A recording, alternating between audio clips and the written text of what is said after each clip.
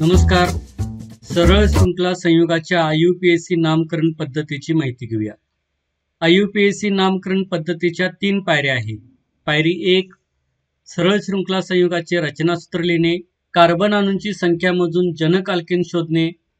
जनक अल्केनचे नाव इंग्रजीत लिहिणे. पायरी 2, रचनासूत्रात क्रियात्मक गट असल्यास जनक अल्केनमधील ई अक्षर काढून त्या जागी क्रियात्मक गटाचे संक्षिप्त नाव प्रत्यय म्हणून जोडणे. अपवाद हॅलोजन गटाचे संक्षिप्त नाव उपसर्ग म्हणून जोडणे.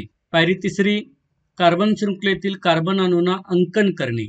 हे अंकन करताना क्रियात्मक गट ज्या कार्बन अणूला जोडला आहे त्याला लहान अंक मिळेल असे अंकन ग्राह्य धरणे. कार्बनचा आलेला अंक क्रियात्मक गटाच्या संक्षिप्त नावापूर्वी लिहिणे. अंतिम नावापूर्वी अंक व अक्षर यांच्यात लहान आडवी रेष मारणे.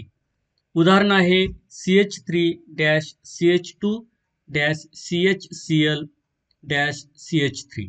पहिल्या पायरीनुसार या रचनासूत्रामध्ये कार्बन अणूंची संख्या आहे 4. त्यामुळे जनक अल्केन ब्युटेन हा आहे. दुसऱ्या पायरीनुसार या रचनासूत्रातील कार्बन अणूला क्लोरीन म्हणजेच हॅलोजन गटातील क्लोरीन हा क्रियात्मक गट जोडला गेला आहे. क्लोरीनचे संक्षिप्त नाव आहे क्लोरो, म्हणून तो उपसर्ग होईल. उपसर्गजनकाचे नाव झाले क्लोरोब्युटेन. तिसऱ्या पायरीनुसार या कार्बन अणूंना अंकन करू. सुरुवातीला उजवीकडून डावीकडे अंकन करू, त्यानंतर डावीकडून उजवीकडे अंकन करू.